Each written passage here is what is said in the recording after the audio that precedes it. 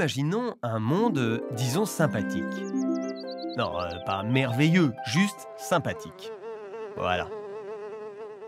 Dans ce monde, chaque fois qu'ils payent un salaire, les patrons en versent une petite partie dans une grosse tirelire destinée à ceux qui n'ont plus de travail. Et les salariés, comme ils trouvent ça très chouette, mettent aussi un peu au pot.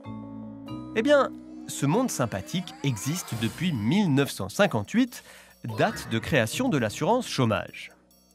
Le principe est celui de la solidarité. Sur chaque salaire versé, travailleurs et entreprises payent une cotisation. C'est une sorte de salaire différé, car les cotisations de ceux qui travaillent permettent de payer l'allocation chômage de ceux et celles qui n'ont temporairement plus d'emploi. Quand ils retrouvent du boulot, les anciens chômeurs cotisent à nouveau et participent à l'équilibre du système. Redisons-le, c'est le principe même de la solidarité.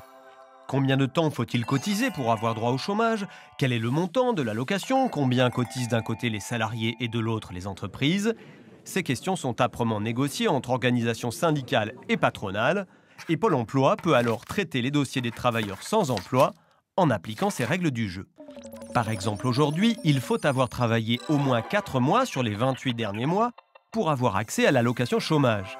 Chaque jour travaillé donne droit à un jour indemnisé, avec une limite, pas plus de 24 mois consécutifs d'allocation chômage pour les moins de 50 ans et pas plus de 36 mois pour les plus de 50 ans.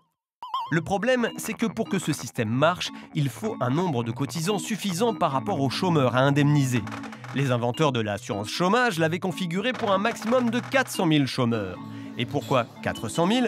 Parce que c'était le nombre de chômeurs atteints en France pendant la Grande Dépression des années 30. On ne pensait pas aller plus loin. Jusqu'au milieu des années 70, tout va bien. En 1974, il n'y a que 200 000 chômeurs en France. En janvier 1976, on franchit le cap du million de chômeurs pour atteindre aujourd'hui la barre des 5 millions. L'assurance chômage résiste mal à ce terrible déséquilibre.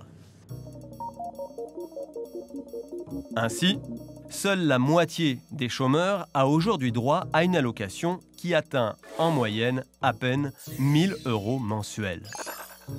Les chômeurs de longue durée, de plus en plus nombreux, ne sont plus indemnisés et dépendent des minima sociaux comme l'ASS, l'allocation spécifique de solidarité.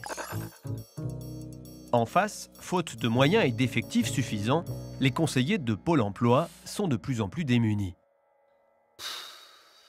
Peut-on changer les choses?